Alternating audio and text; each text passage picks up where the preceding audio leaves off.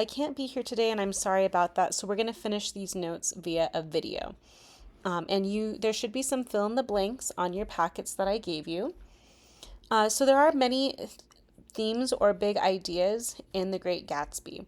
If none of the essay ideas inspired you yesterday, you can write an essay based on one of these big ideas. So you can pay attention to these in the book. What I'd like you to do is circle one or two that seem to interest you, and then maybe you can track that as you read, unless you already know what you want to write for your essay, and then you can follow that. And some of these are very similar. So the biography of F. Scott Fitzgerald. He's named Francis Scott Key Fitzgerald and lived from 1896 to 1940, which is not a very long time.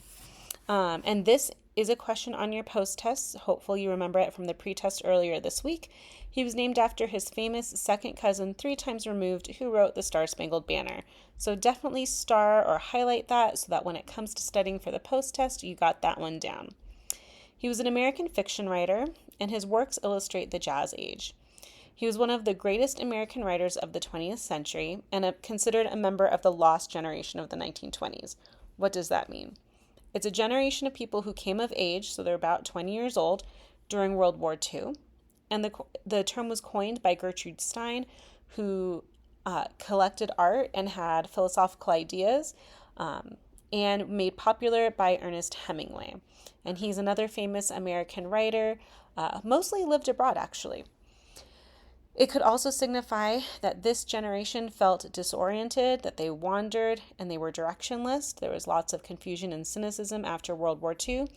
And even though Fitzgerald didn't live past World War II, or after World War I, and Fitzgerald didn't live past World War II or to see it end, like this was a very difficult time for this generation because they saw two wars that were more violent than wars had ever been before.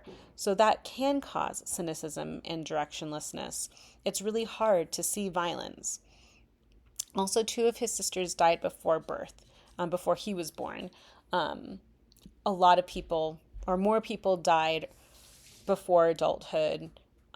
In this time period, modern medicine really helps us not die as much. He grew up primarily in Buffalo, New York, and sent to Catholic school. His parents were both Catholic. And the first thing he published was a detective story in a school newspaper at the age of 13. So if you want a school newspaper, let me know. He went to Princeton University. When he visited home, he met Ginevra King in St. Paul. And so he was in college when he met her. She was the one who inspired Daisy because he never married her. So this is another one to star. Ginevra King inspired Daisy. Many of my students will say it was Zelda, but no, that was his wife. He was engaged to her, but they broke off their engagement. Spoiler alert, they do end up getting married. And it's because she wasn't sure he could support her. So even in this time period, in the early 1900s, some women or families would not allow their daughters to marry a man, even if it was a love relationship, if the man couldn't support her or if they weren't in the same socioeconomic background. So things have changed a lot in just 125 years where that's not necessarily the case anymore. However, they resumed their engagement and got married after the successful publication of This Side of Paradise, which gave him money. Gatsby didn't become popular until after his death, which is unfortunate for him. Zelda also had health issues, which are expensive, and their extravagant lifestyle placed them in financial trouble. So, they lived a decadent, extravagant life. So they lived beyond their means that could put them in debt. Additionally, Zelda was diagnosed with schizophrenia in 1930. And that's hard. I'm sure it's the hardest for her to deal with, but it was also hard for Fitzgerald. Many authors in this time period, or many white male authors from the United States, became alcoholics or did other drugs. I'm not saying it's right, but that's what they did. And Fitzgerald also became an alcoholic. He was also friends with H.L. Mencken, who wrote the bad review that you first read in this packet. Again, I don't know if they stayed friends after that. I don't think I could.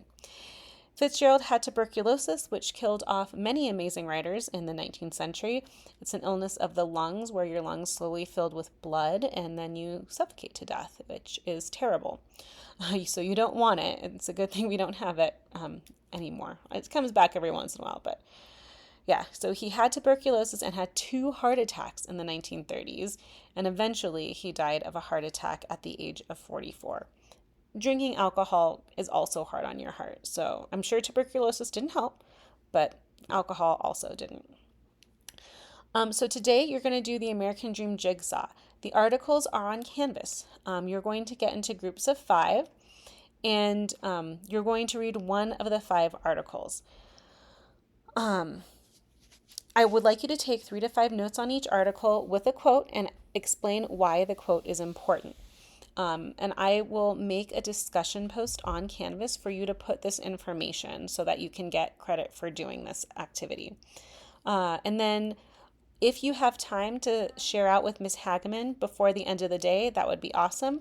Otherwise, we will share out when we come back. But once you're done reading the article, in groups where everyone read the same article, you can share what you thought was important and why, and maybe you can come up with some of the same things that you would share out with the class. If you have any questions, don't hesitate to ask Ms. Hageman, or you can send me an email.